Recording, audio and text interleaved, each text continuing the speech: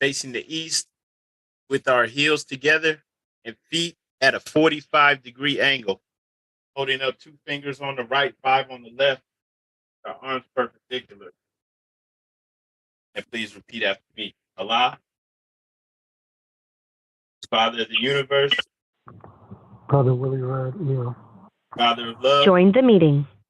Father of love, truth, truth, peace, peace, freedom, freedom, and justice. Allah is my protector,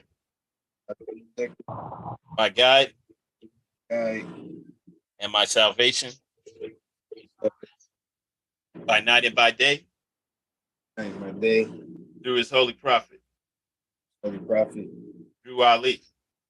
Ali. Amen. Right. Islam, I want to announce that this meeting is now open. This is the Moorish Science Temple of America, Temple 30, Columbus, Ohio. First and foremost, we always rise, giving the highest praise to our Creator, Sustainer, our Father God, Allah. We extend an honors out to our divine prophet, Noble Drew Ali, for bringing us our divine creed and nationality, so that we may learn to love instead of hate. We also extend honors to the forerunner to the prophet, modern day John the Baptist, our dear brother Marcus Mosiah Garvey. We extend honors to the Moorish and the American flags. We also extend honors to the Charter and its 10 wonders. And we extend honors to the first Supreme Grand Sheikh, appointed by our prophet, Brother E. Millie Ill. We extend honors also to all members of the Moorish Science Temple of America, including all adepts, all sheiks, and all the faithful Moors that make up the grand body of the Moorish Divine and National Movement. And we extend honors to the station of Supreme Grand Sheikh and Supreme Grand Council of the Moorish Science Temple of America. Islam, Brother Jackson Bey, would you please read our divine constitution and bylaws? Islam Grand Sheikh. Islam Grand Sheikh. I rise giving perfect praise to Allah, and honor to the Prophet Drew Ali, honor to the forefathers and foremothers, and honor to the Asiatic nations and the Muslims all over the world. Salvation, Allah, unity, the Moorish Science Temple of America, the divine constitution and bylaws. Act 1. The Grand Sheikh and the chairman of the Moorish Science Temple of America is empowered to make law and enforce law with the assistance of the Prophet and the grand body of the Moorish Science Temple of America. The assistant Grand Sheikh is to assist the Grand Sheikh in all affairs if he lives according to love, truth, peace, freedom, and justice, and it is known before the members of the Moorish Science Temple of America. Act 2. All means are to be open and closed promptly according to the Circle 7 in love, truth, peace, freedom, and justice. Friday is our holy day of rest, because on a Friday the first man was formed in flesh, and on a Friday the first man departed out of flesh and ascended unto his Father God Allah. For that cause, Friday is the holy day for all Muslims all over the world. Act 3. Love, truth, peace, freedom, and justice must be proclaimed and practiced by all members of the Moorish Science Temple of America. No member is to put in danger or accuse falsely his brother or sister on any occasion at all that may harm his brother or sister, because Allah is love. Act 4. All members must preserve these holy and divine laws, and all members must obey the laws of the government, because by being a Moorish American, you are part and partial of the government and must live the life accordingly. Act 5. This organization of the Moorish Science Temple of America is not to cause any confusion or to overthrow the laws and constitution of the said government, but to obey hereby.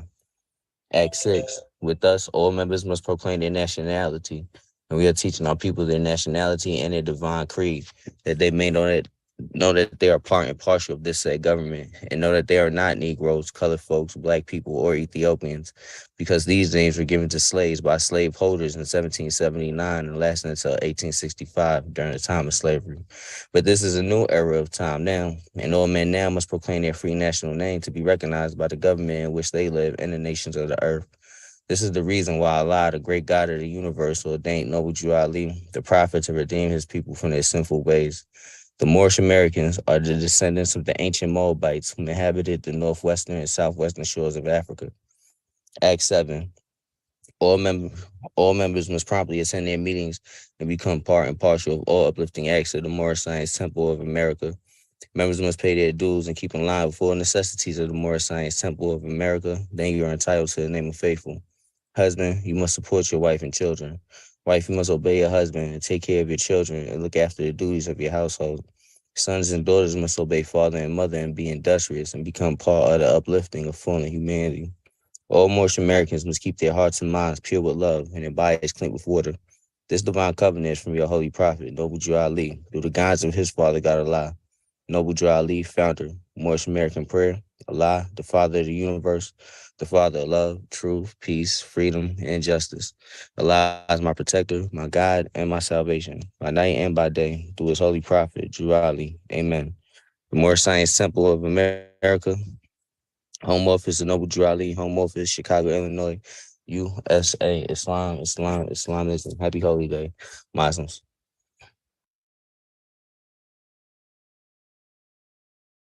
All right, Islam, and happy Holy Day, brother. All right. Brother Kobe, would you please read our writs? Islam, Grand Sheikh. I rise and give perfect praise to the great God Allah. Rise and give honors to our prophet, Noble Drew Ali. Rise and give honors to the forerunner, Marcus, Messiah, Garvey, Harvey. Rise and give honors to all ills and bays, all Muslims on the call, all Muslims on the planet.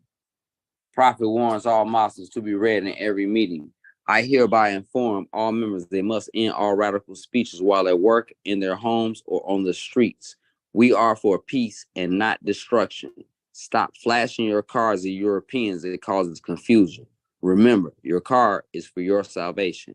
Failure to obey these orders will be a severe consequence. We are for love, truth, peace, freedom. And when these principles are violated, justice must then take its course. Any member or group of members who hold malicious feelings towards the temple or the prophet or violate the divine covenant of the Moorish movement will receive their rewards from Allah for their unjust deeds. All true Moors will and must obey Bro, the AD law laid straight down out of to them Miami. by Join their the meeting. prophet. If they lose confidence in their prophet, they should turn in their card and button, cease wearing their turban and fez, and return to the state where I, the prophet, found. This is a holy and divine movement founded by the prophet Noble Drew Ali, and the prophet is not right, the temple is not right. The prophet, therefore, is sending out a divine plea to all Moorish Americans. They do their part in protecting the prophet and the temple. This is an everlasting movement founded by the prophet through the will of Allah to redeem his people from their sinful ways. Peace, Noble Drew Ali. To the members of the Moorish Science Temple of America, Islam. This is instruction from your prophet, Noble Drew Ali. Be faithful into your forefather divine and national creed, that you will be blessed for your good deeds that you sow in the flesh. Allah is the one that judges the world, and his judgment is on now, but the weak can comprehend it not. The end of times are drawing near, so says Allah to his divine prophet, I Noble Drew Ali. And that is why many hearts have turned to stone. Many have eyes to see, but cannot see, ears to hear, but cannot hear, lest they will be confounded of their sins.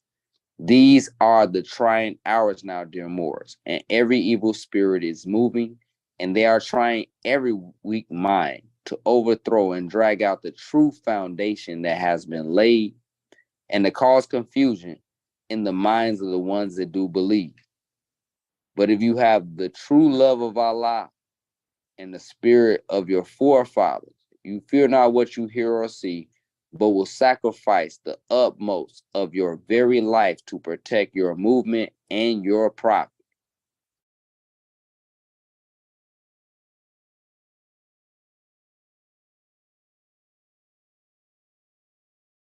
Islam. Watch your enemies, dear Moors. Your enemies are ones that speak against your divine and national principles of your temples. Act accordingly, and Allah will bless you for your good work. Peace, your divine prophet, Noble Drew Ali. To be proclaimed in every meeting, Islam. I am glad to have a few faithful Moors among you all, and I desire for them to know the truth and the divine truth. There's a host of jealousy about me and the movement now about the same people of our side of the nation that claimed that I was a joke and unreal. But now, since I found out from the government officials and the nations of the earth that this is the only sole foundation that all Asiatics must depend upon for their earthly salvation as American citizens, they are working every scheme that they can to disqualify me so they may take charge of the situation. I have notified all these things to you long ago in the past. It is through the faithful Moors that attribute to the movement and uplifting funds. The ones that pay their divine respects to me and the movement will be remembered. That is why I'm calling upon all faithful Moors to increase their faithfulness to me, your prophet, and your divine Moorish movement. I need finance and I need it badly. Never before have I needed finance so badly as I do at present, so I can shove aside the discord that is facing the nation. It all comes through jealousy because of my fame and nobility. The nations of the world will not recognize the movement without I, the prophet, being head. It has been proven by my works, which I have performed in the past few years. Prophet, Noble Drew Ali. Islam, Islam, Islamism. Happy Holy Day, Muslims. Islam and gratitude, brother. All right. Now we're going to read our additional laws and divine warning. Additional laws for the Moorish Americans by the Prophet Noble Drew Ali. Act 1. Grand sheikhs and governors and heads of all temples, all businesses. Each said temple must be approved by the Prophet Noble Drew Ali. Before acting upon by any members, let it be finance, property, or any line of life that will cause the members to sacrifice finances, etc., that will cause the support of any group of members. Any former officer that violates these laws is subject to be removed from his office under a heavy restriction, etc., by the Prophet or the Grand Sheikh. Act 2. All members are to attend their ADUP meetings and their public meetings promptly. If a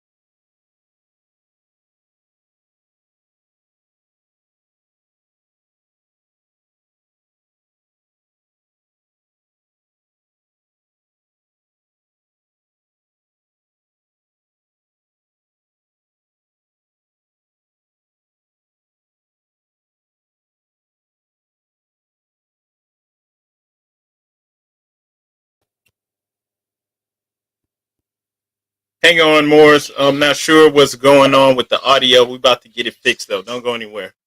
Hang on. Yeah. Okay. So we'll come right back with the audio. Don't go anywhere. All right. We get it right back up. Gonna try this again. Don't know what happened, but we just gonna run it right back. See if we can get this fixed. Let's uh let's try this again, Morris. Right. Remember, if he is able in finance to aid me in saving the nation, and if he does not, he is an enemy to the cause of uplifting his own people, and justice must catch you. Let it be he or she according to love, truth, peace, freedom, and justice, as I have the power invested in my hands, and I will have to enforce the law to save the nation. All Act 4, all members while up making a public speech must not use any assertion against the American flag or speak radical against the church or any member of any organized group, because we are to teach love, truth, peace, freedom, and justice. Act 5, all members must promptly attend their meetings and send their children to Sunday school, and the teacher must confirm himself to the questionnaire, and let every member exercise his five senses who is able to do so, because out from your Sunday school comes the guiders of the nation.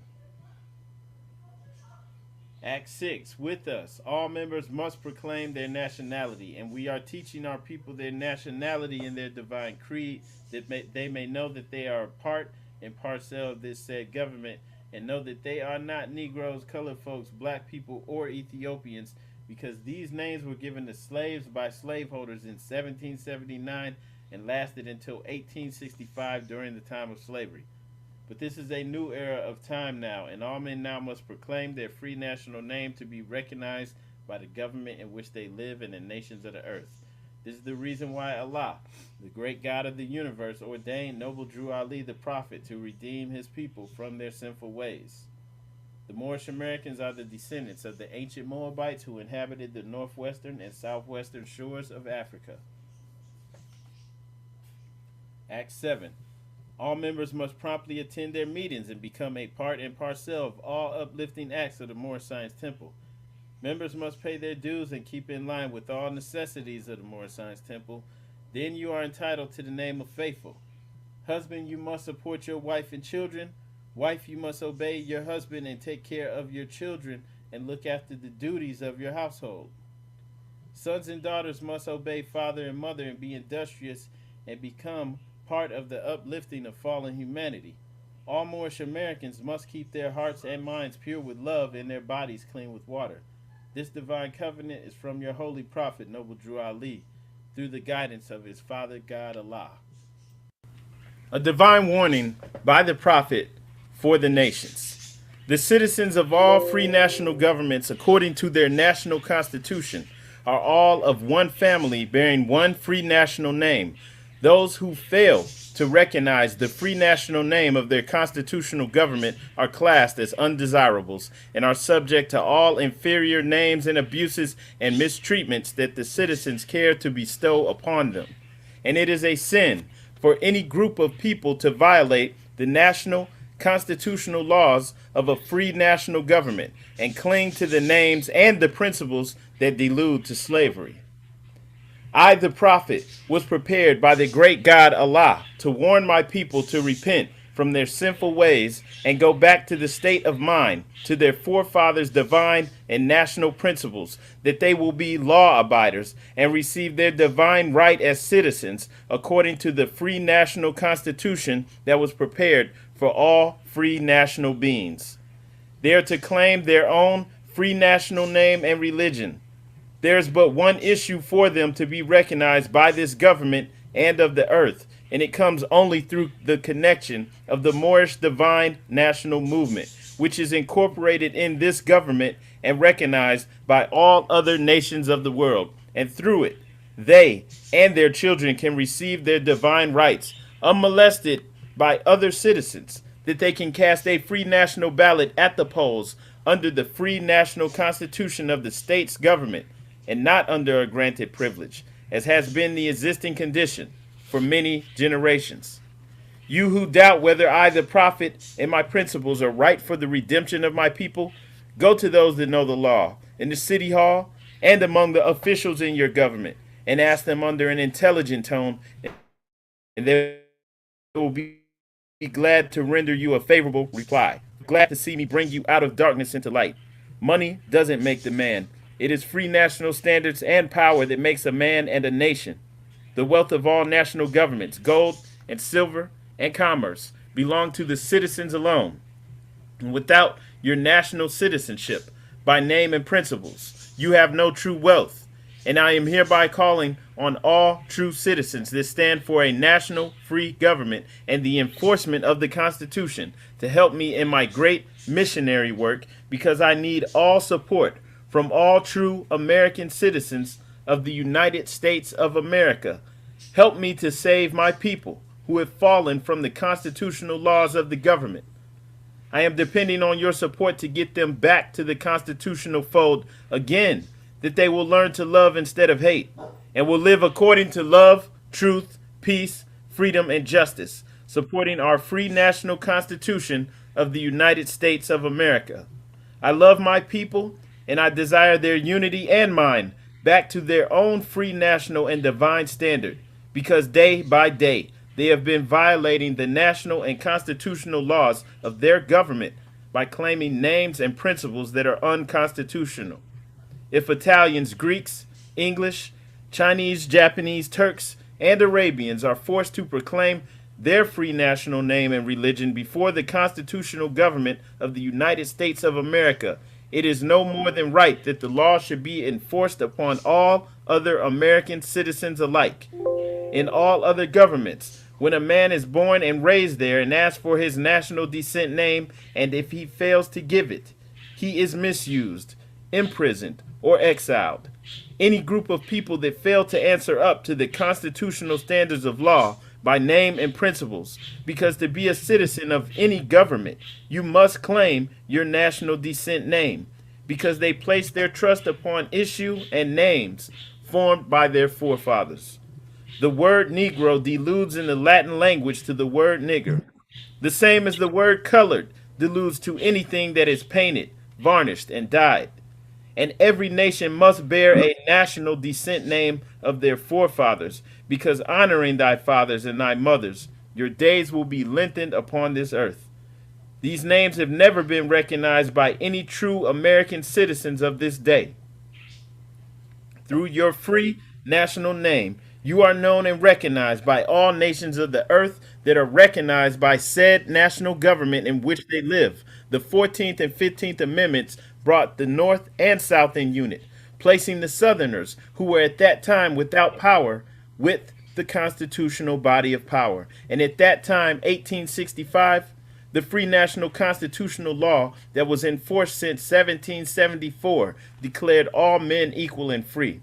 And if all men are declared by the free national constitution to be free and equal, since that constitution has never been changed, there is no need for the application of the 14th and 15th Amendments for the salvation of our people and citizens. So, there isn't but one supreme issue for my people to use to redeem that which was lost, and that is through the above statements. Then the lion and the lamb can lie down together in yonder hills, and neither will be harmed, because love, truth, peace, freedom, and justice will be reigning in this land. In those days, the United States will be one of the greatest civilized and prosperous governments of the world. But if the above principles are not carried out by the citizens and my people in this government, the worst is yet to come. Because the great God of the universe is not pleased with the works that are being performed in North America by my people, and this great sin must be removed from the land to save it from enormous earthquakes, disease, etc. And I, the prophet, do hear and believe that this administration of the government, being more wisely prepared by more genius citizens that believe in their free national constitution and laws, and through the help of such classes of citizens, I, the prophet, truly believe that my people will find the true and divine way of their forefathers and learn to stop serving carnal customs and merely ideas of man that have never done them any good but have always harmed them. So I, the prophet, am hereby calling aloud with the divine plea to all true American citizens to help me to remove this great sin which has been committed and is being practiced by my people in the United States of America, because they know it is not the true and divine way, and without understanding they have fallen from the true light into utter darkness of sin. And there is not a nation on earth today that will recognize them socially, religiously, politically, or economically, etc., in their present condition of their endeavorment in which they themselves try to force upon a civilized world. They will not refrain from their sinful ways of action, and their deeds have brought Jim Crowism, segregation, and everything that brings harm to human beings on earth. And they fought the Southerner for all these great misuses, but I have traveled in the South and have examined conditions there, and it is the works of my people continuously practicing the things which bring dishonor, disgrace, and disrespect to any nation that lives the life. And I am hereby calling on all true American citizens for moral support and finance to help me in my great missionary work to bring my people out of darkness into marvelous light. From the Prophet. All right. Islam, Morse. I want to say Islam and happy holy day to everyone here. Also, just hang on. Hang on, Morris. Okay.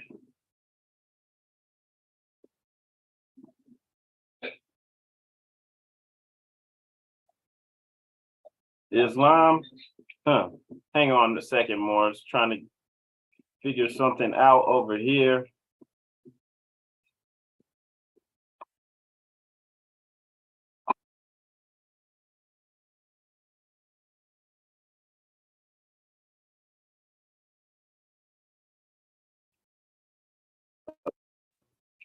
All right. Hopefully everyone can hear.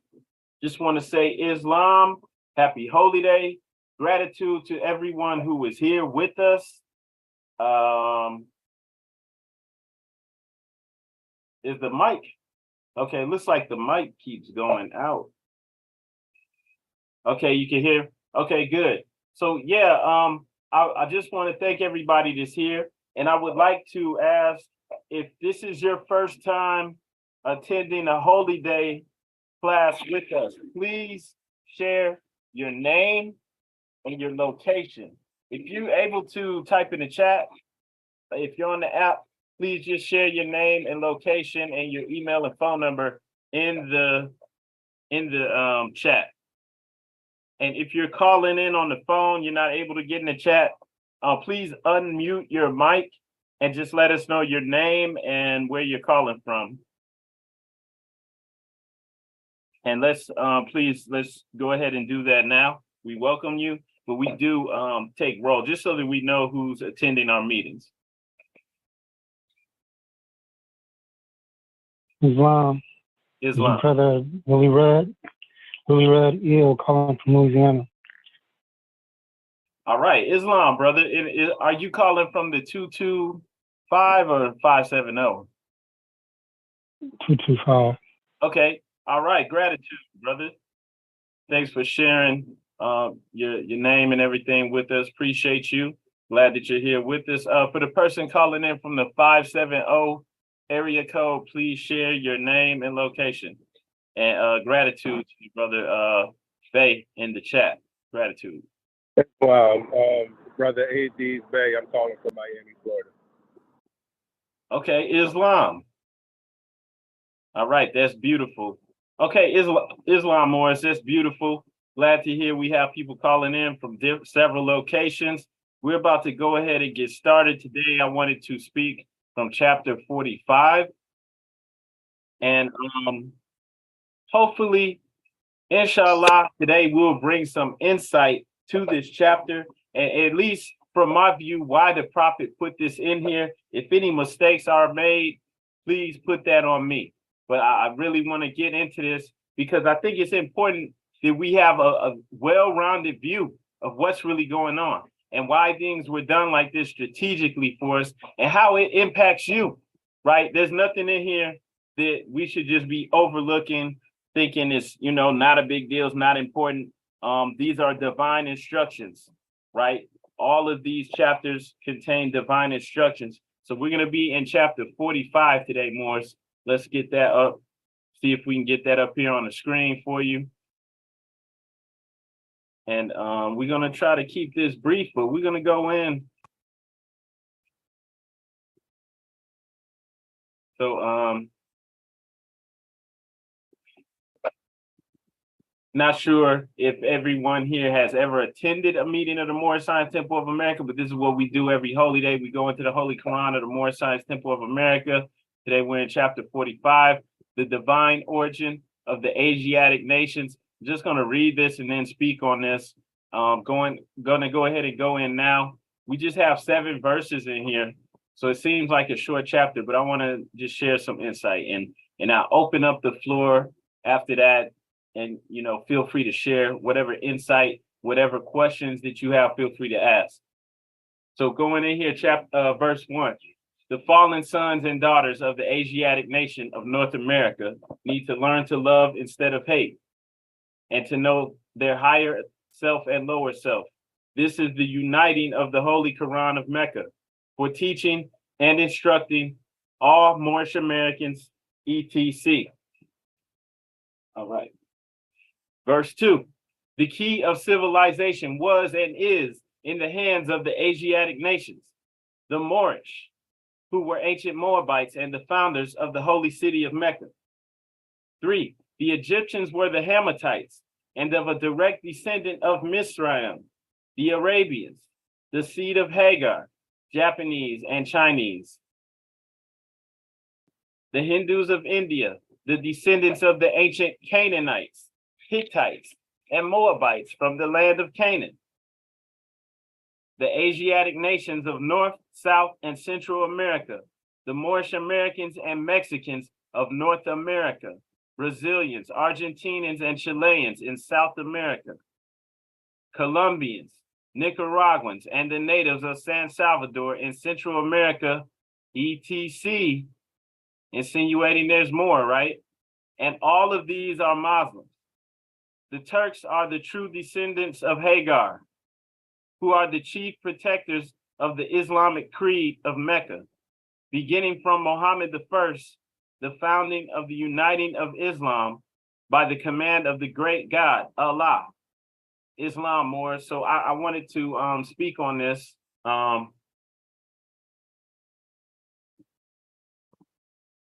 And really just hopefully it can bring some clarity to this. So the prophet let it be known in chapter 45 that the world is much larger than the United States. It's much larger. Now, hang on.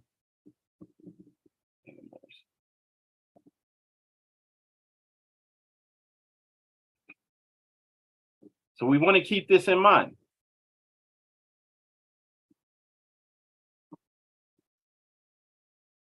Right? We're in chapter 45. So, I mean, it's easy for anyone to just be caught up, so caught up in our world, our perspectives, to forget. The world is much larger than just us, right, in the United States. And that's assuming everybody here is so-called African American, which is not true, right? Right? We have some people in here that are of Caribbean descent and other things of that nature. So we're going to talk about that. We must remember this, though, that the world is much larger than just us. And we must keep in mind also that the forerunner to the prophet, a modern day John the Baptist, Marcus Mosiah Garvey, right? Marcus Mosiah Garvey and his wife, Amy Garvey, were both born in Jamaica.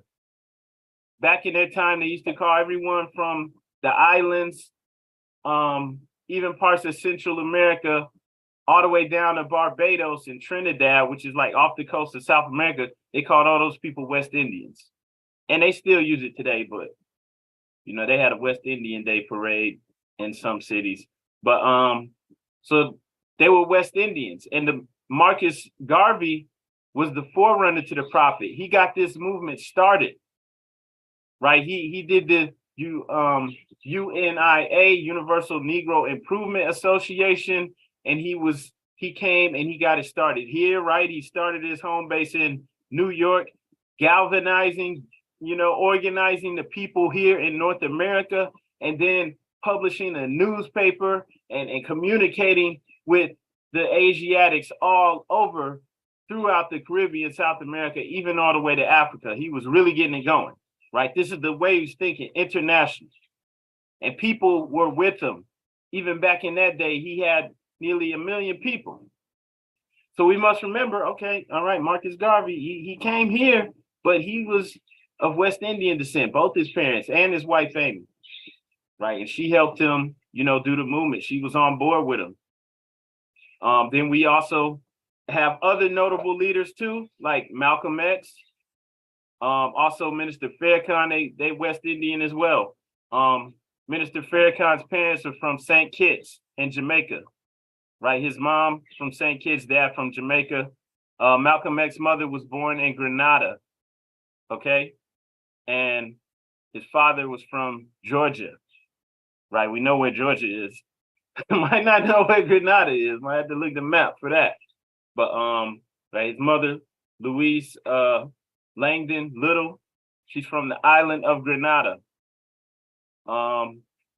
There's more information I have on that. But I would advise people to look that up just if you want to know more about our history. But just letting it be known that we've always had interaction, right, with each other going on here. And the reason for that, and the reason why Louise Little would marry Earl Little from Georgia, and they would have a family, and they would both be Garveyites. They were both heavy in the movement. This is what influenced Malcolm X to go and do what he did. So the reason why they would come and both be on the movement, grassroots activists in the Garveyite movement, is because we have common bonds, we have common culture, we have common history, common origin. I'm going to show that today. This is why the prophet, we want to focus on the Americas, but this is why the prophet did this, right? He loved North, South, Central America all in together, and the Atlantis Islands, because we all have a common origin, right? We have the slave trade in all these areas. We have the indigenous aspect in all these areas where people who look like us were indigenous. So we have all these things in common. We even have things like the festivals, like the carnivals. You'll see carnival throughout the Caribbean, Central South America. Then you also see it some places here. They've been having carnival in Alabama and Louisiana, which is close to the Caribbean, but they've been doing it for the longest, right? But that slave thing and being branded Negro, that's something that we all have in common. So this is why a lady from Grenada would marry a man from Georgia, and they got all this stuff in common, and they both Garveyites. This is why a man from Jamaica, right? Jamaica, they have their own nation. They have their own government. But why he would still see that it's necessary to get this movement started to empower us, because we're in a similar position.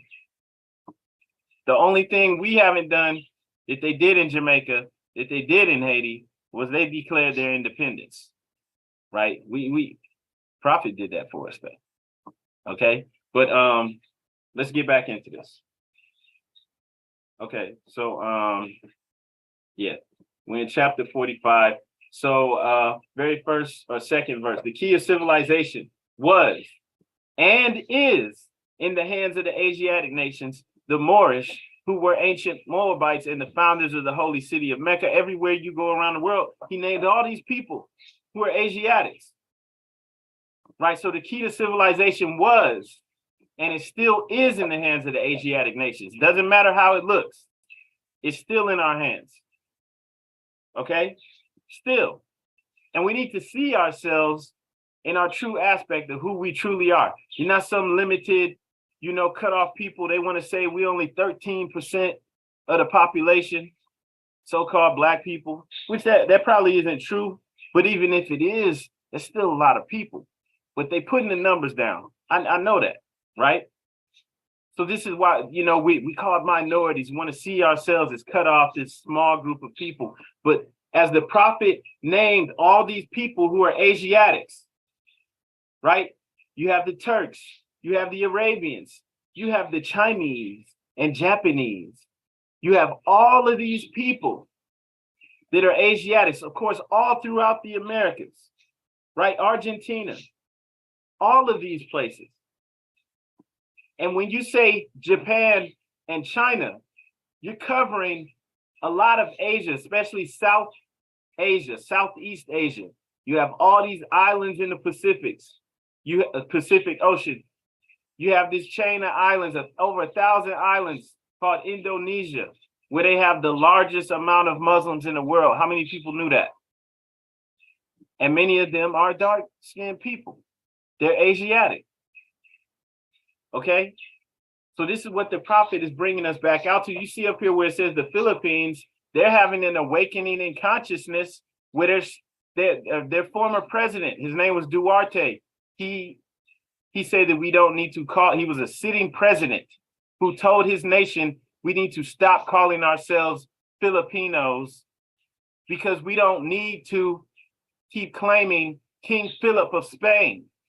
He said, we are Moros. A sitting president, a head of state, told his people that. He identifies as Moro. Okay? Nobody heard about that though. People online saying stupid stuff, talking bad about the Moors. They think it's a joke. The head of state said this. They have a moral movement where they're rising in consciousness, right? So we're all over, right? We know we're here in the U.S., but you're all the way out in the Pacific Islands, all throughout Africa, Central South America. We're everywhere. So who are the Asiatic nations? Because the prophet speaks about the Asiatic nations. The key to civilization was and is in the hands of the Asiatic nations. Doesn't matter whether you're out in the Sahara Desert. It doesn't matter where you're at. India, the prophet spoke about the origin of the Indians, right? Canaanites, Hittites. These people also came over and crossed the Atlantic before it was an ocean with us. When we received permission from the pharaohs to come, we brought some of them with us.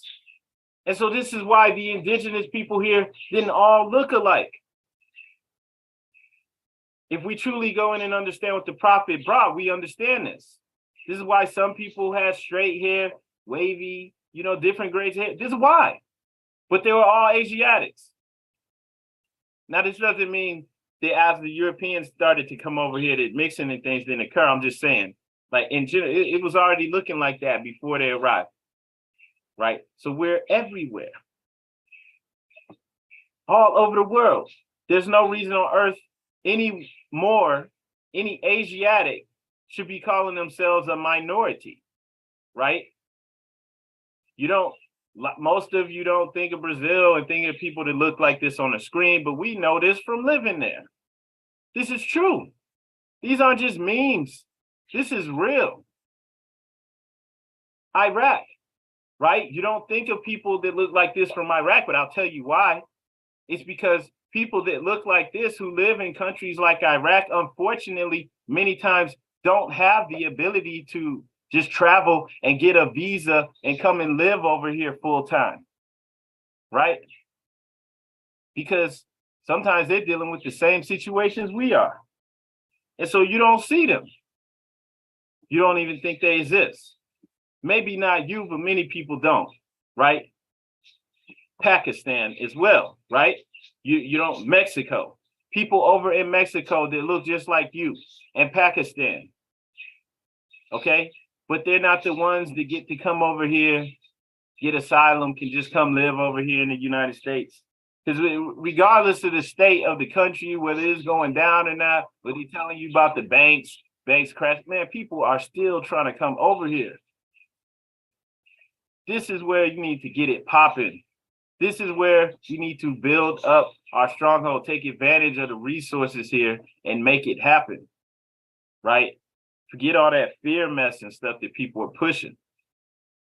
Okay, so the Asiatics everywhere, Turkey, Greece, right? Puerto Rico, Malaysia, South Africa, Torres Strait Island, never even heard of this place. Okay? The Arabians, the seed of Hagar. This is a Saudi Arabian man. Well, these are two Saudi Arabian men. Born in Saudi Arabia, raised in Saudi Arabia. Right? You don't see this unless you actually go there. The top imam right now in Saudi Arabia, Sheikh Abdul Kalbani, born and raised in Riyadh, Saudi Arabia. Okay? And the people who've been living there have been looking like this. The Bedouins. Okay? So this is what the prophet's really talking about. And I'm not saying that the people who are lighter complected from these regions are not Asiatic as well. I'm not saying that. I'm just showing this because I know that signs and symbols speak to the conscious and subconscious mind, right? And so we're showing this for a reason. You need to know what's really going on. This is what the prophet's really connecting us to, right? The seed of Hagar, Japanese and Chinese. This is an older image from 1904 in Korea. Korean and Japanese genetically very close. So that's why we saying Japanese and Chinese. Oh, yeah, Malaysia, all these other places too, places where you go and you can see people that look like you even. Yeah, this is what he's talking about. Okay? Now, even though they're lightening up their populations, they still have people there that look like this. This is a picture from 1869 of Chinese people. Okay? You see the sister right there, or the two sisters sitting there eating with the rest of the sisters. I ain't even trying to take away anyone's, ethnicity. I'm not trying to do that. I'm just saying, you see the ones that are dark skinned. Okay. Another Chinese lady. More Chinese people. Older photos. So people have been lightening up their populations over time. And in many places like China, they had regulations on how many children the couples could have, right? They also had instances where they were literally committing genocide, killing a bunch of indigenous Chinese people, just killing them off. Moros, these are people who actually identify as Moro in the Philippines. Just some more examples, right? This article is speaking about it. I don't want to take too much time though. If anybody wants that, I can share it with you later, but just speaking about this, why they identify as Moro. Okay. And then coming right on back to the Americas. In all of these places, it's up here on the screen: Colombia, Dominican Republic, Afro-Americans, right? America, Brazil. I mean, like literally, you can pluck any one of us and put us in these countries. And the only giveaway would be that you're not from there is if you can't speak the language. That's it. Okay? So bringing it back home, the Asiatic nations of North, South, and Central America, the Moorish Americans and Mexicans of North America, Brazilians, Argentinians, and Chileans in South America, Colombians, Nicaraguans, and the natives of San Salvador in Central America, ETC. He didn't say Bolivia, because that's an ETC. He didn't say Haiti. Man, Haiti's over 90-something% dark-skinned population. Of course, he included that's the ETC. So all of these people, doesn't matter where you're at, Panama, Haiti, Colombia, Mexico, there's people there that look like you. Believe it or not, we're going to show that. And I'm not discounting the lighter skinned people there too, because they got a mother or father that looks like you, or a grandparent. Okay?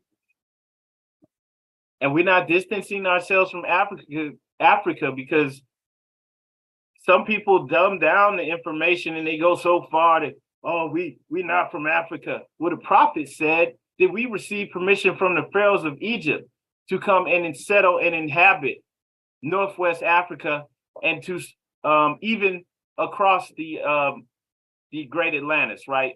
Before it became an ocean.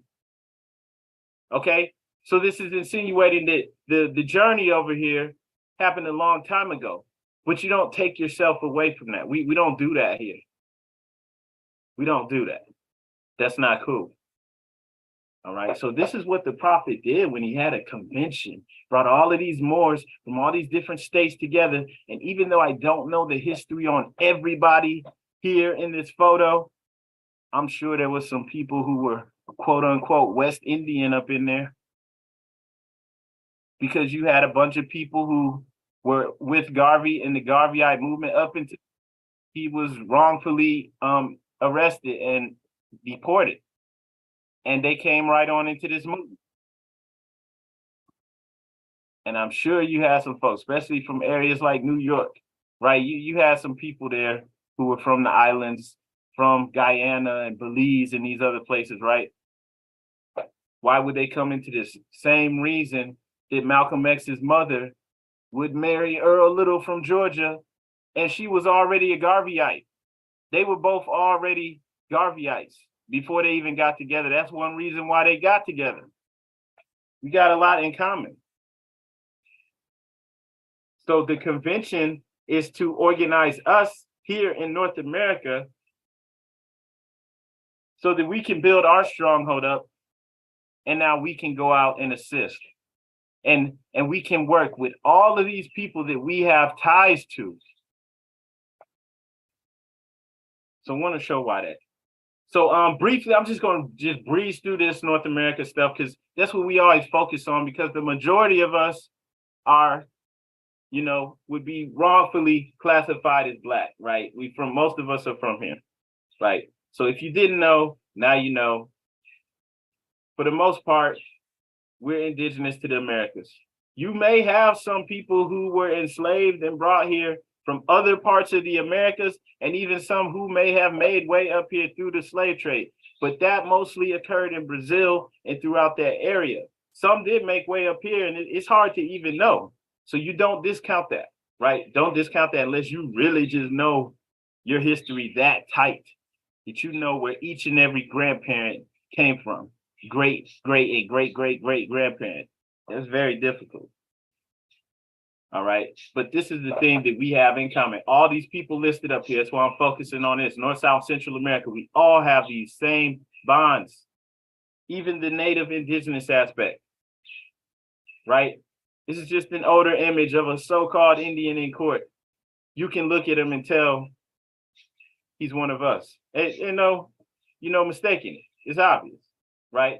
Just some more proof for you. Want to go through this briefly, but just saying, a school for Indian youth was opened at Lebanon in Connecticut in 1748 under Reverend Eliezer Wheelock, and there the well-known Indian preacher, Mr. Occam, and the celebrated Mohawk chief Brant were educated. It was afterward removed to Hanover in New Hampshire, where it's still to be found. It's still there. And it is nominally connected, I understand, with Dartmouth College. It became Dartmouth College. Its proper title is Moore's Charity School. So the Indian school was named Moore's Charity School. And they'll tell you it's for somebody who had the name Moore, M-O-O-R. No E on the end, just M-O-O-R. Get out of here. Don't let people tell you anything, because they will. They'll tell you anything if you'll believe it. Right?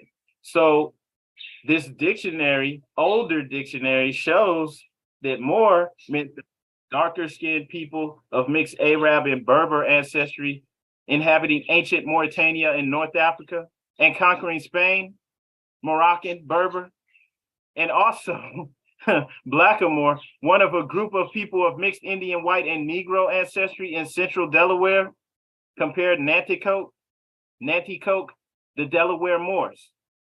Okay? There's the same thing in the Handbook of American Indians for New York State, right? That among the reputed ancestors of the Aboriginal Indian population, natives are Moors and Turks. Their ancestors were known to be Moors and Turks. Islam, brother Kobe.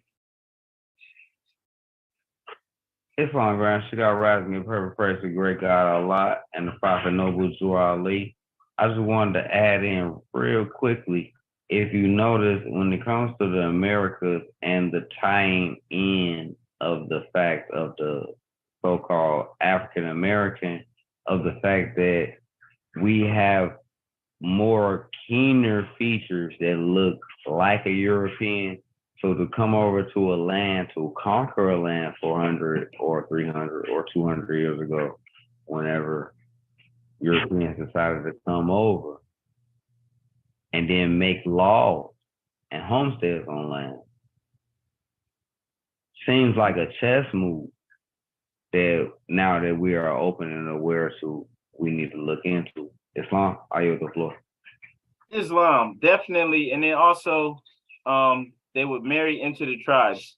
And we would do that because this is how royalty works all over the world. You marry each other so that you're not fighting each other, or you marry your children to each other, right? And so they would do that.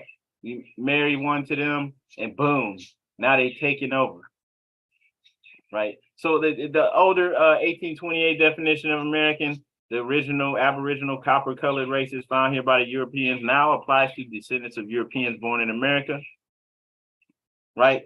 Who looks like that? Whose skin tone looks like that? We even had magazines with our, aimed at our people, Copper Romance, right? Older magazines, they don't do this anymore. They don't want us to start to think about this, right? Who are those people? So we know that's us. This is the Algonquin Indian Council. I'm using that term Indian lightly. I'm not using it as a mark of scorn. But the so-called Indians, this is their council. But the Algonquins, what do they look like? Come on, what do they look like? This is a black and white picture, but this is obvious. You don't need this picture to be in color to know that these people look like they could be in our family. Right? You see the facial structure and all that. Don't want to spend too much time on this because we already know this. Mm-hmm. Algonquins, again. This is a Seminole. That's down Florida and Alabama. And he has on a fez. Sure. These are modern Seminoles. Modern day Seminoles, okay? I forget what tribe these people were from, but just once again, it's us. Now that may be, LDB's grandfather, Cuffy, old dirty bastard from Wu-Tang Clan. He was Lene Lenape, if I'm not mistaken. And his father or his grandfather was William Cuffy. William Cuffy was the last purebred chief of the tribe. Okay, and he would have looked similar to this. Right, so the Cuffys, it was known that was the last name they took, the last name they had. Guess who the interpreter is in this photo? The Indian interpreter. Guess who the Europeans took with them to go and communicate with all the different tribes as they moved out west? It's the brother right here with the cowboy hat, with the mustache, right? He was the Indian interpreter. Okay, this is from the Smithsonian files, people. So they took a brother to go and communicate with these Indian tribes that they didn't even have relations with yet, living out west. How does that work? How's he able to do that? This happened a lot. Jim Bass was a sheriff and also was a marshal, U.S. Marshal. He's who the Lone Ranger was based off of. He was a tall, dark-skinned brother. Jim Bass also spoke different Indian languages. And let him tell it, he was an Indian, right? We have these oral traditions. This is not good enough for many of us. Like my granddad, he telling me his father's Blackfoot Indian. That's not good enough for most people. You need the European to tell you this to believe it, right? Another Indian family, so-called Indian. And if you caught up on the hair, this is a picture of the Indians in New Netherlands, 1671. This is from the New York Public Library, and this brother has a short cropped afro.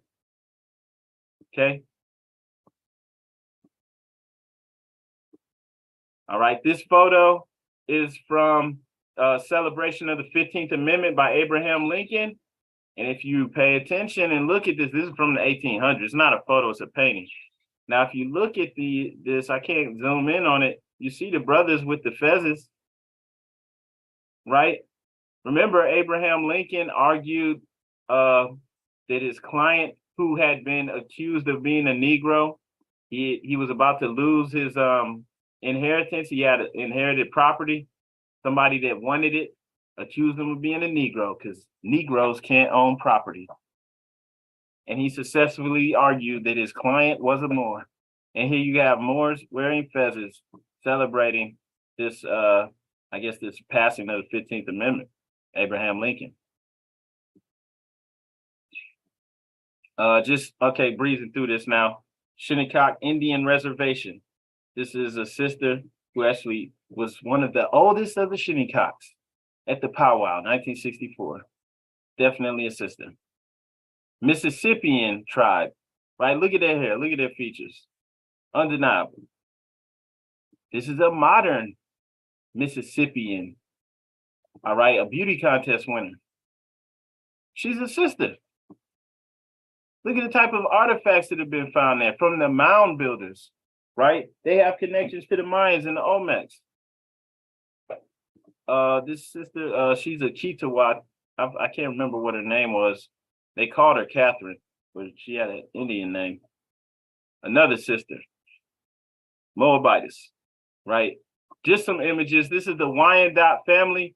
This was the royal family of the Montauks. These were the chiefs.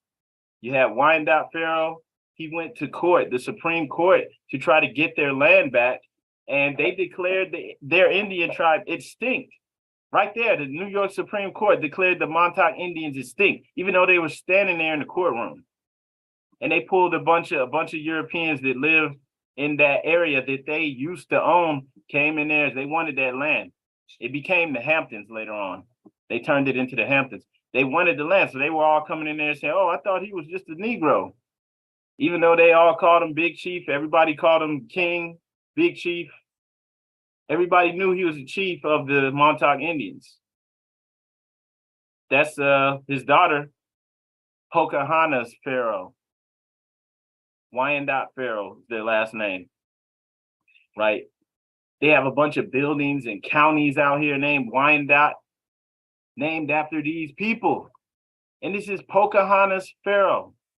Come on. So, and this is another, she's also related to the Montauks, or to that same family, the Wyandotte Pharaohs, right?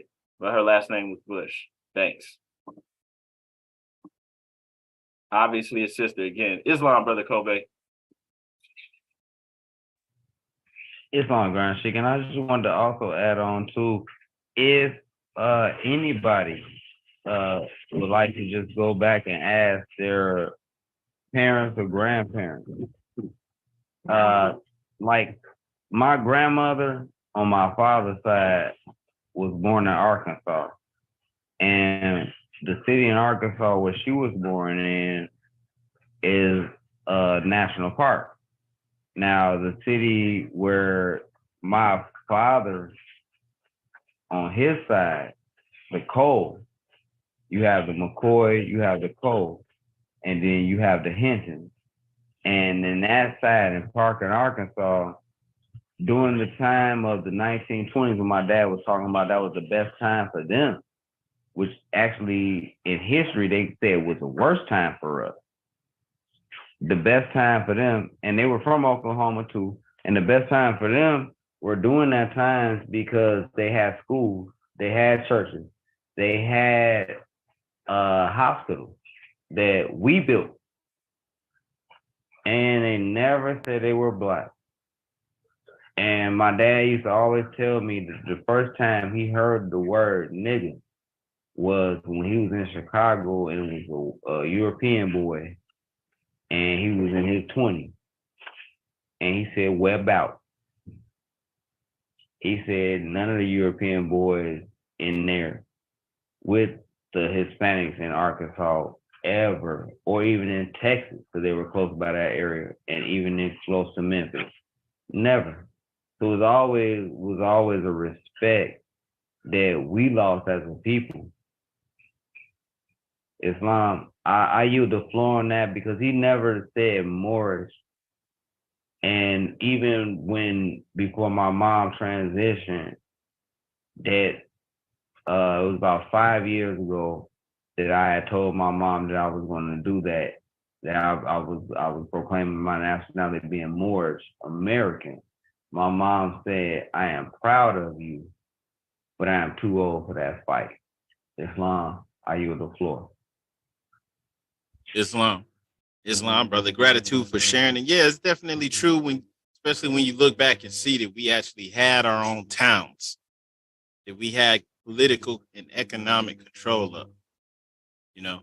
So things haven't, in some ways they may have improved, but they haven't really gotten better. And not trying to say that we didn't come under attack, because actually, a secret war was carried out against us. There's all those lynchings and things that they did to destroy our communities. That was warfare. It was warfare, right? And just going back to this, just some imagery for you, right? That's brother Otis Nixon, played for the Braves. Just happened to play for the Braves, and the Cleveland Indians just happened to look exactly like the mascot. Like come on, man. Right. So once more, these are some more so-called Native Americans, and this is from the Smithsonian National Anthropological Archives. Right. So we would describe by William Penn. He described us as Moors. And in 1681, the Indians of New England, or Moors as they were styled by the settlers, were pronounced by William Penn to be as black as gypsies. Then William Penn goes on to Shakameksum, which is the place of the eels, to sign a treaty with the Indians, right? And the Indians adopted them into the tribe. They gave them the nickname Mequon, which is how they said Penn. So just going back to what the prophet's bringing us into now, so that we're not just looking at ourselves as these isolated people out here. Even though we are distinct people, we have common bonds with all of these people. So you're looking at the African diaspora in the Americas, United States is tops, or at least according to them, because those numbers for Brazil are skewed as hell. It says only 14 million living there for several years. I know that's way higher, way higher. They probably have more. It's not probably. They have more people of African descent than we do up here. But just looking at the numbers, all these places, Haiti, Colombia, Jamaica, Venezuela, Mexico, 1.3 million, right? More people of African descent in Mexico than Canada, Ecuador, Cuba, Dominican Republic, Puerto Rico, come on, Peru, all of these places, right?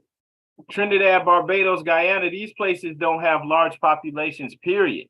That's why they're down here. But when you go there, you'll see the majority of the population, would be of African descent, right? Like you see up here, St. Kitts, right? Jamaica, Haiti, these places, 90% or more, Barbados, the Bahamas. Look at all these places have high percentage, majority of the people of African descent. And that's here in the Americas. So this is what the prophet's reconnecting us to, right? Our own people. And it's not just looks.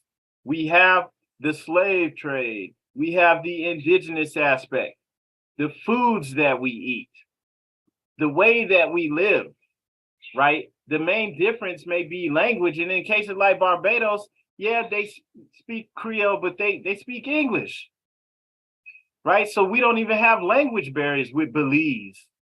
They speak English in Belize. How many of y'all knew the rapper Shine was Belizean, right? He was over here thugging it and kicking it with the regular people. You thought he was one of us. No, he's from Belize, and his dad was the prime minister of Belize. Yeah, he's trying to get into the government in Belize now too, right? And this is the people of Belize. Belize is right next to Mexico.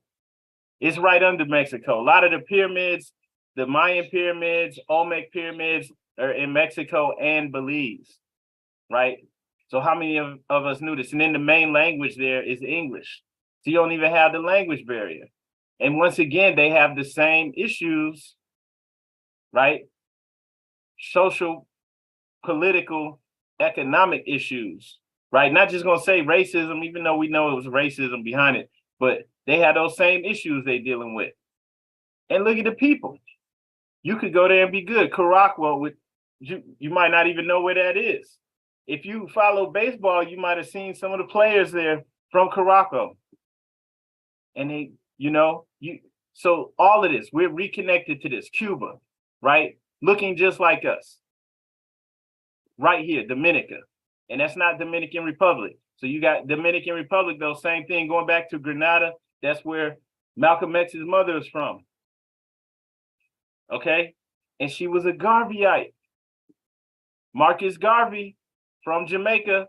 That's him and his wife, Amy. Both of them from Jamaica, right? Heavy into the movement.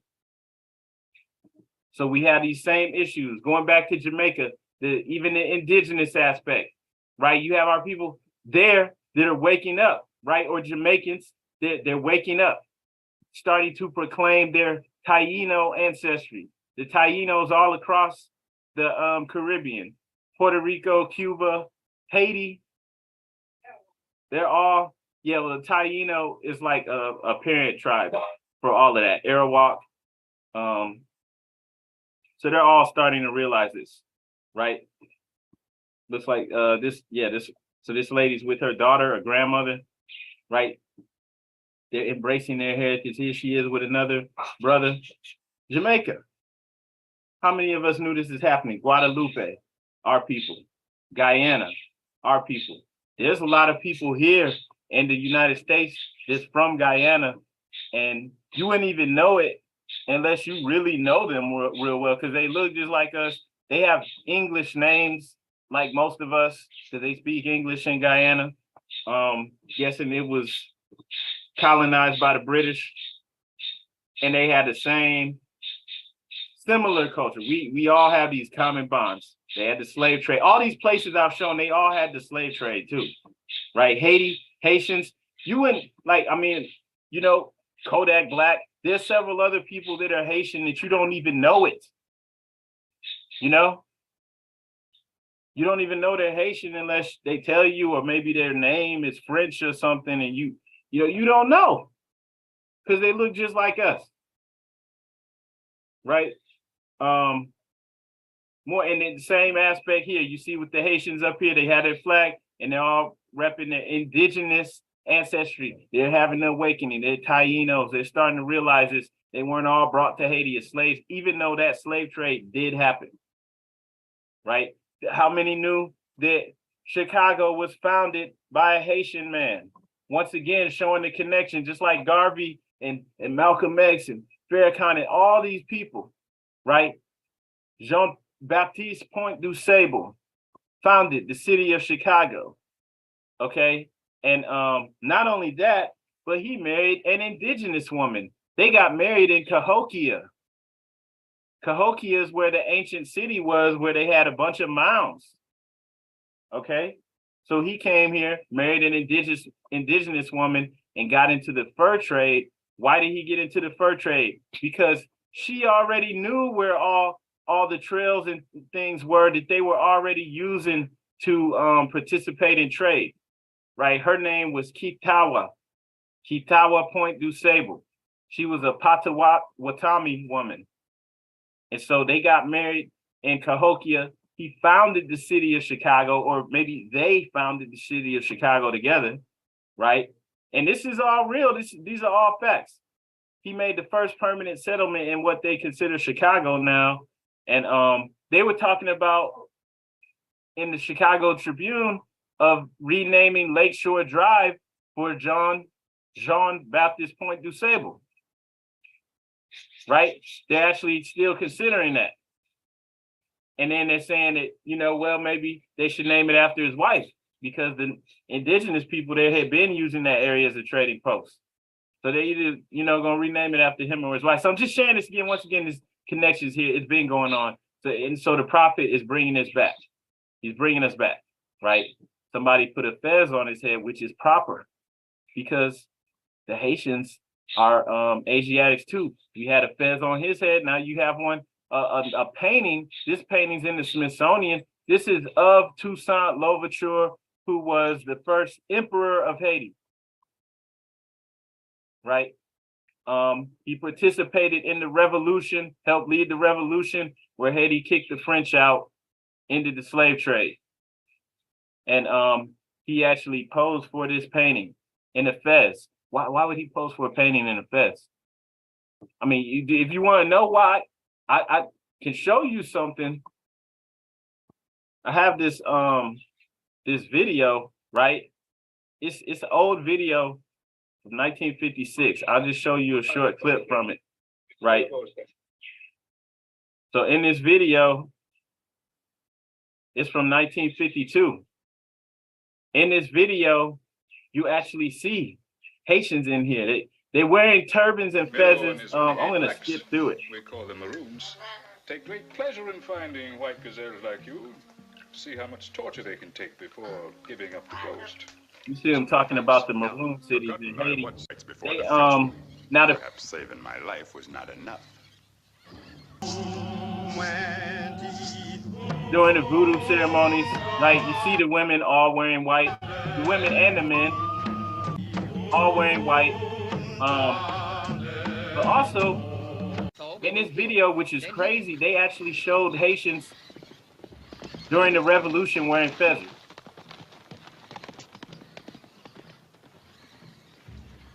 They not only hold, The Haitian soldiers. Toussaint! Toussaint! Y'all see this? Well, my friend. Great news, sir. We'll stop the French in their tracks. So I'm gonna just stop that right there. I do want to get through this, but just showing you some examples, right? So this stuff's been going on. All of these places, Guadalupe, Puerto Rico, really doesn't matter where you go. All of these places were filled with our people, or what you could say was our people. Like without a doubt, right? If you pay attention to baseball, you already know Venezuela, Puerto Rico, Cuba. The only players coming over to play Major League Baseball over here from those areas are dark-skinned brothers. One of the greatest players, the one they call Big Papi, he's from Dominican Republic, and he played for Boston. I can't even remember his name right now, but he was a big deal. But Dominican Republic, right? You wouldn't even know that he had dreadlocks and everything, right? So this is Trinidad and Tobago, St. Lucia, all of these places, Suriname, St. Vincent, Grenada, all of these different places. This is Brazil. If you see on the left, that's me and my wife and our little boy. We blended right in, dreadlocks and all. If you look up here on the right, you'll see me holding my baby with my friends and neighbors, right? Holding their babies. These are 100% Brazilians. Like I know them, know their whole family. They're Brazilians. I got these off of my Facebook. Down here at the bottom, 2 other friends with our little daughter. All Brazilian. All these people are Brazilian. I'm telling you, like when I say every last one of us go to Brazil and we look Brazilian, only thing that gives it away is that you probably don't speak Portuguese. That's it. You know, we even have similar cultures. We all eat sweet potatoes. You know, we all eat, you know, greens and all of these things. Like it's almost the same. It's a lot in common. Even black-eyed peas, right? So like I'm saying, like just witnessing that for real. And the indigenous people there, they called the indigenous people in Brazil Negros de Terra. I actually saw that in one of the school books there that my son had. It was the old name for the so-called Negroes. If you look at this picture down here on the right, these are Brazilian Indians during the protests.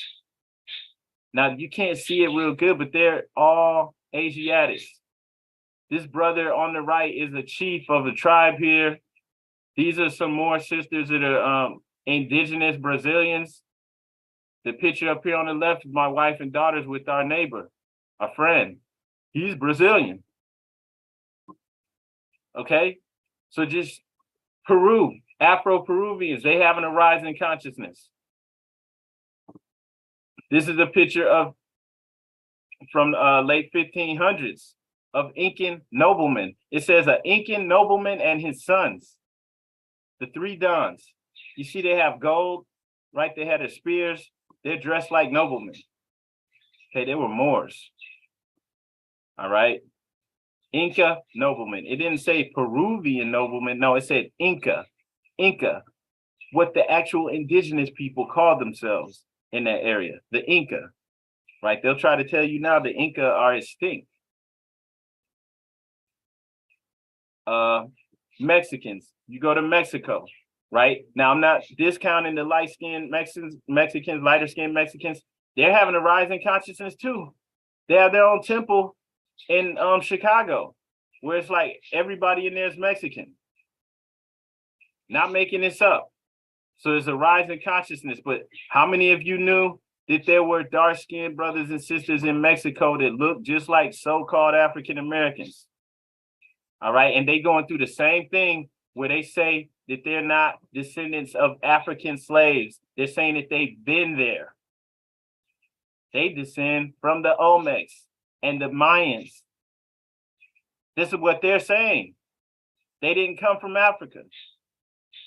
Or at least not directly. You know, they've been here so long, they don't even remember Africa. Okay? Montezuma, which you can see down here on the left, he was described as a very tall, dark-skinned brother. He was described as a Moorish king. He was like 6'8" or something like that. He looked like the Mayans. You see how they depicted themselves on the right on this this jar. Right there, dark skin, they have turbans on, they're smoking. All right. So this has been going on for the longest. This also found in La Venta in Mexico. And it's a man, an old man. He's got scarring on his face, and he's got a fez with a rope tassel. Then on the right, these are murals from Bonampak in Mexico. These are in full color. And if you look closely, you'll see the headdresses. Some of them have fezzes and turbans. Some of them have dreadlocks or braids. Okay, but that's not it, because these people are still here. So these people who look like that, they haven't gone anywhere. Let me show you something real quick. So I'm going to do this real fast.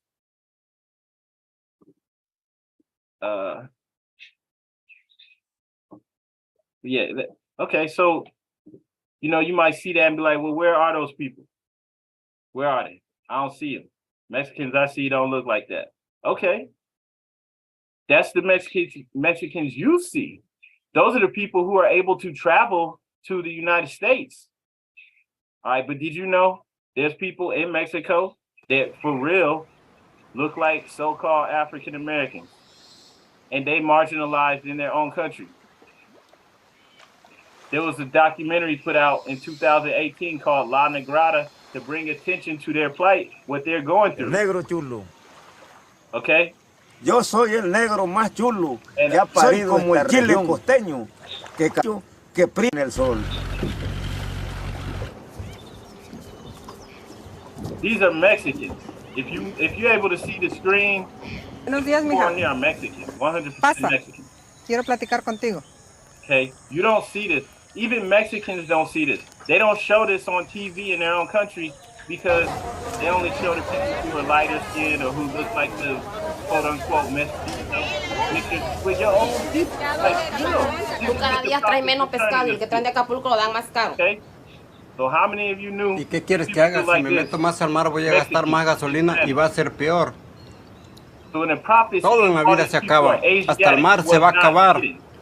Entonces, ¿qué hacemos? ¿Lo dejamos? Comer panela, jugo de caña melao, ven a mis brazos morenos y quedará bien despachado. Y ve contando la lana, negrito, porque esto no es regalado. Okay. Nos vemos hoy en la noche. No, I'm not going to play this whole thing. Ahí lo que se vaya dando. But I did just want y'all to Pero me vas a see. pelear. So these are our people, like for real. Right? There was a scene in here where it shows this girl, the Asiatic girl on the bus, and going through an immigration, and the immigration officer come in there and tell her to get off. He tell all the the Afro-Mexicans to get off the bus, they don't even believe they from Mexico. Right? And so I was just showing that.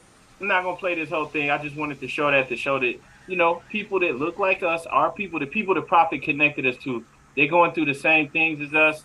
You know, they might have their own unique struggles that, like, you know, nobody's gonna stop you and think that you're from another country just because you so-called black, right?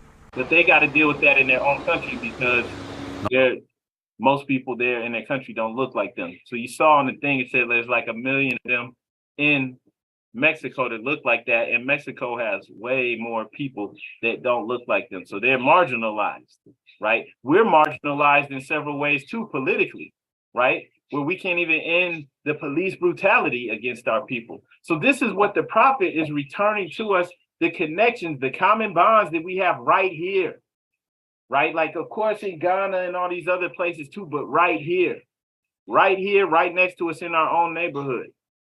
Okay, and so the prophet returned us to our ancient culture as well, right? Because the key of civilization was and it still is in the hands of the Asiatics. So things aren't going to just magically get right until we get right. And so we have to reveal things here because we're revealers. We don't conceal and hide the truth.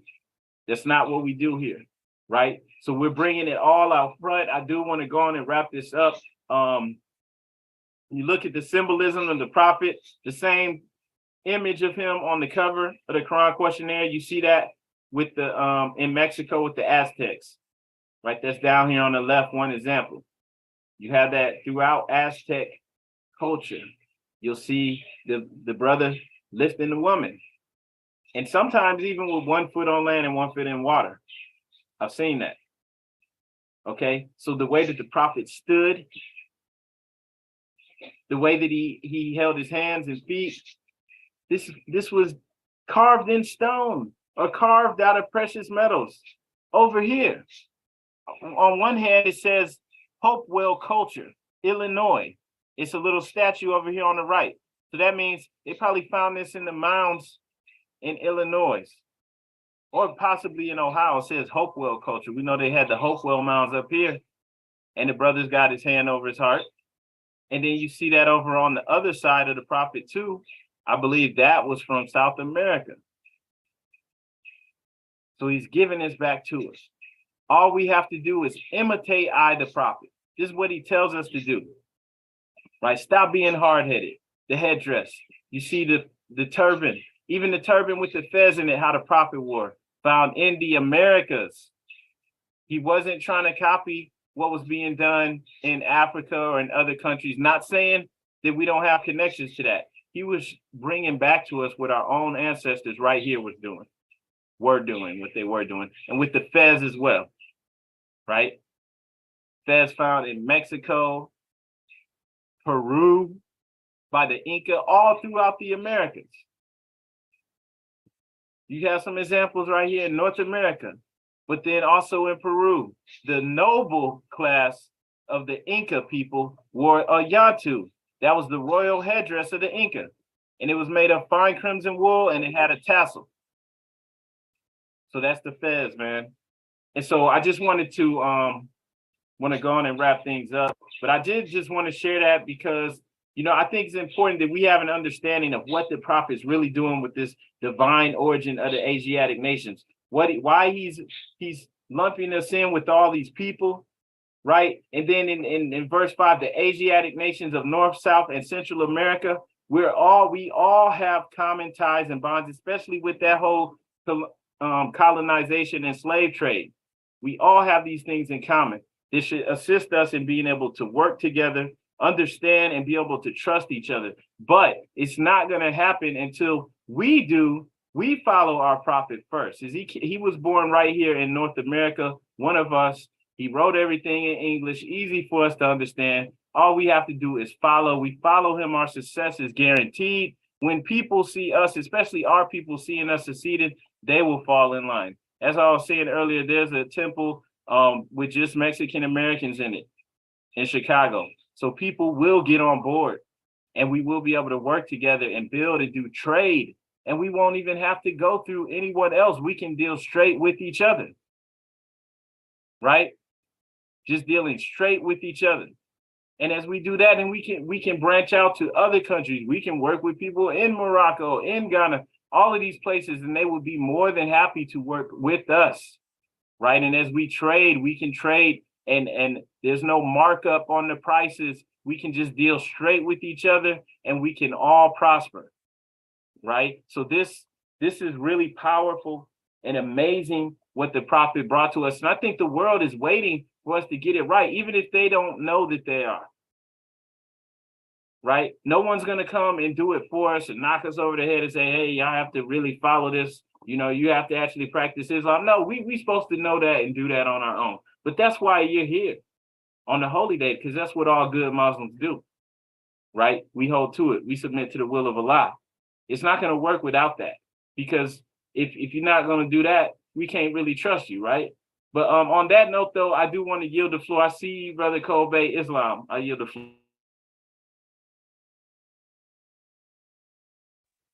It's like Grand Sheik. I just wanted to add one thing in with Chicago Mecca. John Baptiste DeSable actually is a high school too. Few of my aunties and uncles went to that school in DeSable. Chicago, the name from the natives, because DeSable came from another land. The native, he kept the name Chicago because the native name of Chicago means stinky onion. It's kind of funny, but yeah, it's stinky onion. And he was of the people. So now when you understand that, when you understand the origins of Chicago and Mecca, before any Europeans even came about and around the area to come to do commerce, the Sabo, even coming from a European aspect in their land and ruling their land, came over and married in Chicago, kept the name Chicago because of what it meant. It's fine. It's just like a little fact that everybody from Chicago kind of know. Islam, I yield the floor. Islam, brother, and gratitude for sharing that history with us. Islam. I did want to say for brother Devon Boswell and also Raphael Bay, please share where you're located and share your email and phone number. You can do so in the chat, but just we like to know who's attending Holy Day meeting with us. So just wanted to say that on here. And please share your information in the chat. We really love to know where you're calling in from, and share your email and phone number. All right. Okay, and so in wrapping things up, I would like to open the floor up to questions, or if anybody has anything you would like to demonstrate, feel free to speak. Islam, I yield the floor.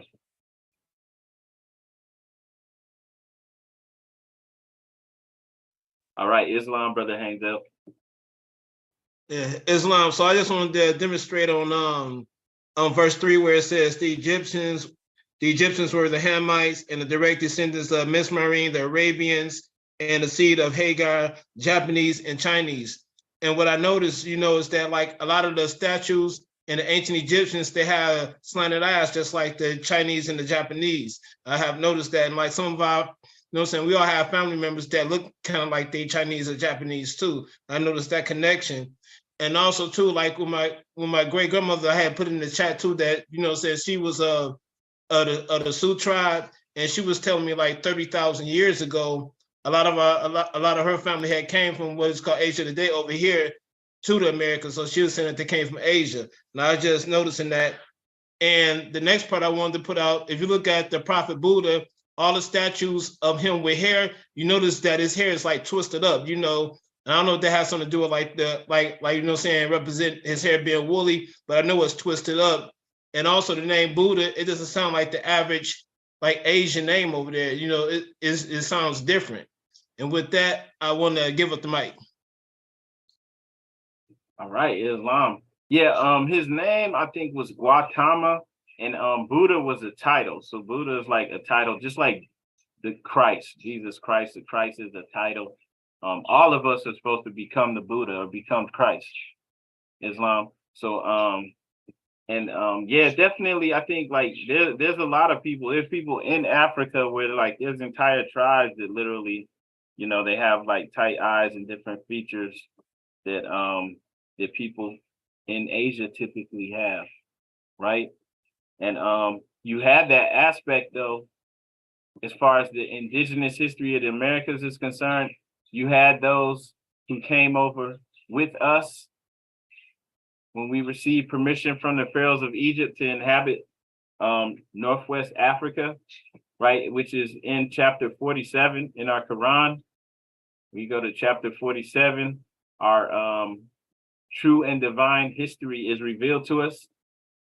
And it says that the Moabites from the land of Moab who received permission from the pharaohs of Egypt to settle and inhabit Northwest Africa, they were the founders and are the true possessors of the present Moroccan Empire.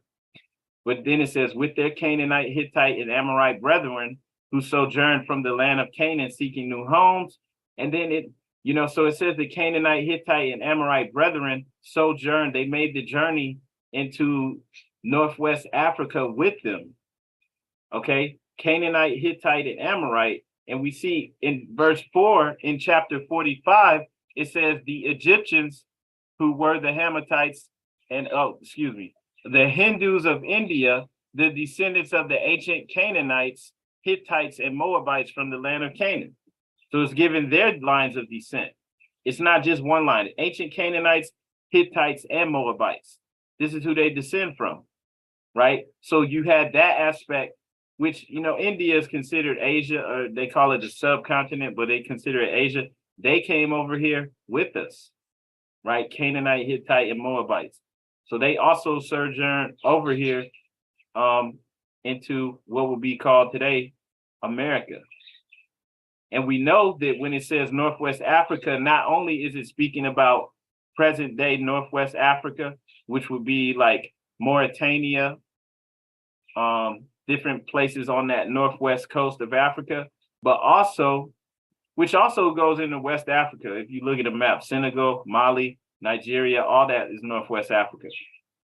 Okay, but in verse 7, it said in chapter 47, their dominion and inhabitation extended from Northeast and Southwest Africa across the great Atlantis, even unto the present North, South, and Central America, and also Mexico and the Atlantis Islands before the great earthquake, which caused the great Atlantic Ocean. So that means they came over here before this cataclysm, which caused the Atlantic Ocean.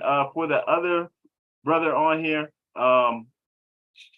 Brother Raphael Bay, please share where you're calling from and your email and phone number. So it's saying that they made that journey over here before the cataclysm, which caused the Atlantic Ocean. So that means prior to the fall of what people would call the myth of Atlantis. That's how long these people have been over here, our ancestors.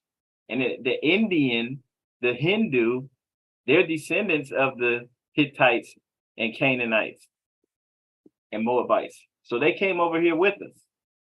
And this is why when you go throughout the Americas, some of the indigenous tribes, you'll see they do even still, all of these years later, thousands of years later, some of them do still look like Indians, Hindu, as far as having like straight hair, dark skin, maybe brown skin, maybe darker complexion than you, but they just have like some sort of different facial features and maybe different hair texture, right? So this is true, and you can see that throughout the Americas. You also had a later migration where you have people from Asia that came over. As they teach us that's the only way they got here, though, with coming through the Bering Strait.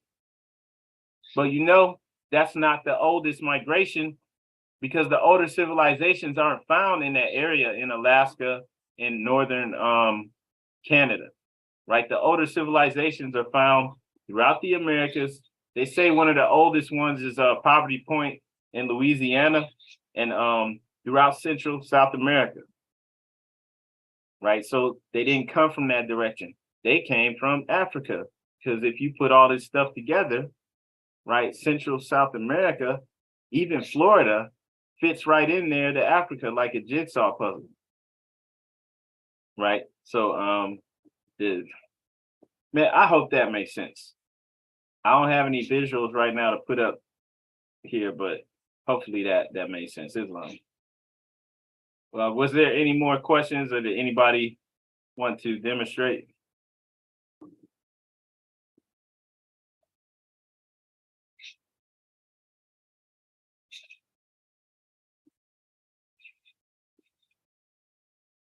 Okay. All right, Islam. So yeah, if there's no more questions, we're going to go ahead and go into the closing of the meeting. I apologize, brother. I'm gonna have to put you in the waiting room. The brother Raphael Bey. Okay.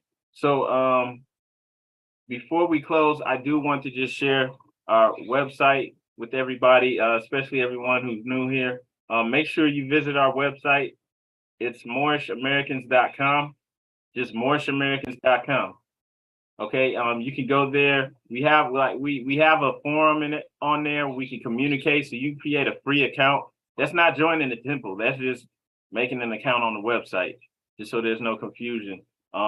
We do have different resources on there, like the contact info, the info for our Zooms. In case you didn't save that information, you can get it on the website. If you'd like to send a donation to the temple to assist us in uplifting fallen humanity, you can do that right there on the front page. It's a QR code, a donate button, and we have more information on there if anyone's ready to proclaim their nationality to join. And that is Moorishamericans.com. And if anyone is interested in proclaiming your nationality, feel free to contact us, reach out to us. And on that note, though, I would like to go ahead and announce that we're going to go into the closing of the meeting.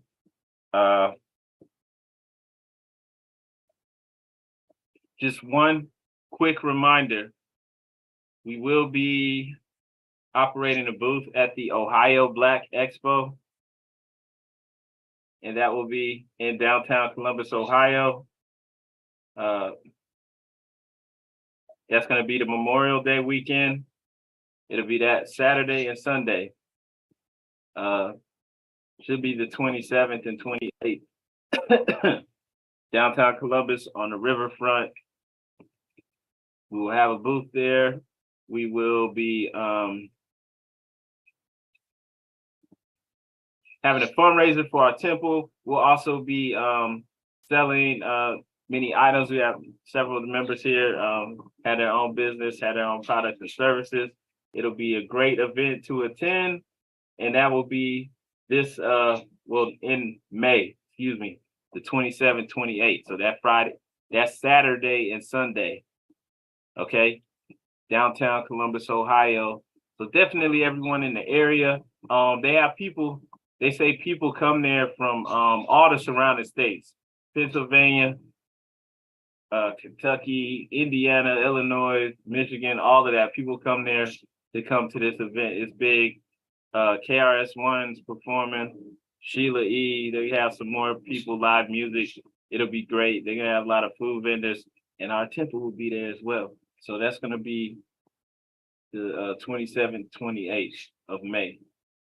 And on that, I don't believe there's anything else that we need to announce. So let's go ahead and go into the closing. All members who are able to, please stand and face the east. Now, all meetings are to be open and closed promptly according to the Circle 7 in love, truth, peace, freedom, and justice.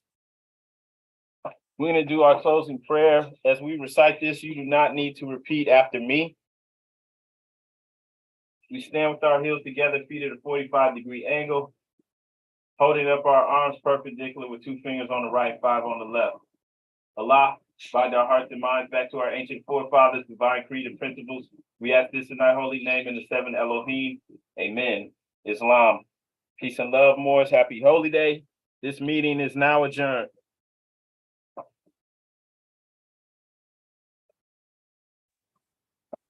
Islam Muslims, happy holy day. Happy Holy Day. Islam, happy holy day.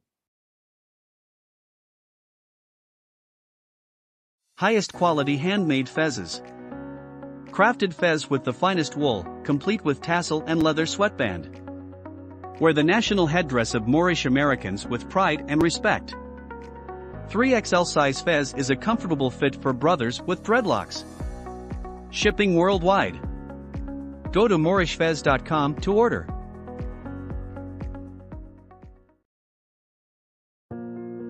Don't let your history start at slavery. Join with Moorish Science Temple, a lawfully chartered Islamic organization, and proclaim your nationality while helping us uplift fallen humanity. Founded by American prophet Noble Drew Ali and consistently promoted plans for the betterment of humankind. We are located in Columbus, Ohio. Visit our website www.moorishamericans.com and follow us on social media.